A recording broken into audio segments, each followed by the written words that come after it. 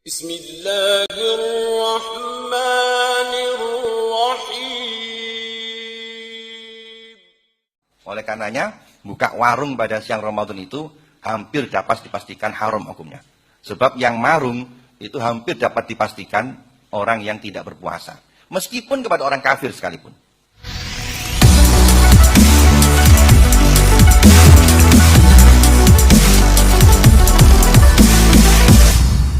Misalnya contohnya lagi seperti menjual makanan pada siang bulan Ramadan. Dijual kepada orang yang dicurigai orang ini akan memakan pada siang Ramadan tanpa ada alasan, tanpa ada uzur. Maka hukumnya adalah haram. Oleh karenanya, buka warung pada siang Ramadan itu hampir dapat dipastikan haram hukumnya. Sebab yang marung itu hampir dapat dipastikan orang yang tidak berpuasa. Meskipun kepada orang kafir sekalipun. Misalnya, beli pada siang Ramadan buka warung, melayani hanya orang-orang kafir. Loh, kan orang kafir tidak wajib puasa. Orang kafir kan tidak puasa, tetap tidak boleh hukumnya. Meskipun kepada orang kafir. Alasannya, li'annal asoha. Karena menurut pendapat yang asoh indah syafi'iyah, annal kufaro. Sesungguhnya orang-orang kafir itu mukhatabuna, dikenakan khitab. Apa khitab itu? Terkena sasaran hukum. Terkena sasaran hukum. Bifuru isyariati. Dengan cabang-cabang daripada hukum syariat. Dengan macam-macam daripada hukum syariat. Kal muslimin. Sebagaimana umat Islam. Indana menurut ma'asyirah syafi'iyah. Menurut ulama mazhab Syafi'i. Jadi alasannya karena menurut mazhab Syafi'i orang kafir itu terkena khitab. Jadi orang kafir itu memang selama dia belum masuk Islam, dia tidak wajib sholat, dia tidak wajib puasa. Tapi tidak wajibnya sholat dan tidak wajib puasa itu fi ahkamid dunia. Dalam hukum dunia.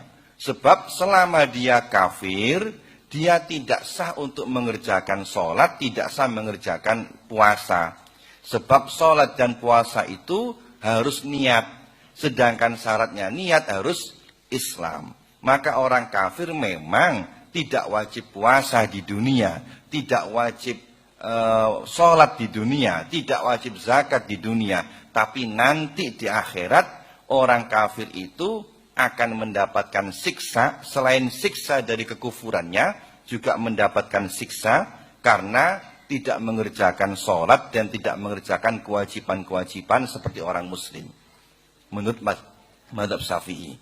Dalilnya adalah di dalam Al-Quran dikatakan masalakakum fi saqor. Qalu lam naku minal musallin wa lam naku nut'imul miskin. Ayat tadi, masalakakum fi saqor. Orang-orang kafir nanti di akhir ditanya, apa yang menyebabkan kamu masuk neraka? Tentu kalau orang kafir pasti masuk neraka sudah. Itu sudah, tiketnya sudah pasti. Pasti orang kafir mati punya tiket neraka, pasti sudah itu. Nah, di samping masuk neraka karena kekufurannya, ditambah lagi bonus-bonusnya. Orang kafir kaya tidak zakat, maka di samping dapat siksa karena kafirnya, juga mendapat bonus siksa karena tidak zakatnya. Orang kafir sudah balik, tidak masuk Islam, sehingga meninggalkan sholat, di samping kena hukuman neraka karena kafirnya, juga kena hukuman neraka karena meninggalkan sholatnya. Qalu, dijawab mereka, apa yang menyebabkan kamu masuk neraka sakor? Qalu, mereka mengatakan, lam naku minal musallin. Kami tidak mengerjakan sholat, kami tidak mengerjakan zakat. Berarti ayat ini menunjukkan bahwa kelak orang kafir itu akan mendapatkan tambahan siksa di luar siksa kufurnya, siksa-siksa karena meninggalkan kewajiban-kewajiban yang mestinya dia kerjakan dengan cara masuk Islam dulu. Nah, sebab itu kalau ada orang kafir misalnya, semakin dia tua matinya, semakin banyak siksanya. Ada orang kafir umur 30 mati, sama orang kafir umur 70 mati, oh bonusnya banyak 70. Karena semakin banyak sholat yang ditinggalkan. Ada orang kafir melarat mati. Sama orang kafir kaya mati. Siksanya lebih banyak yang kaya. Karena tidak zakat, tidak haji, dan lain-lainnya. Nah, oleh sebab itu, menurut mazhab Syafi'i, memang orang kafir tidak sah mengerjakan puasa, tidak sah mengerjakan zakat, tidak sah mengerjakan, tidak wajib mengerjakan sholat itu di dunia. Tapi di akhirat tetap mendapatkan siksa. Berarti orang kafir terkena sasaran khitab, buktinya mendapatkan siksa. Oleh sebab itu, di dalam masalah ini, melakukan perbuatan yang juga dapat menyebabkan orang kafir itu melakukan maksiat, hukumnya juga berdosa karena i'ana 'alal maksiat.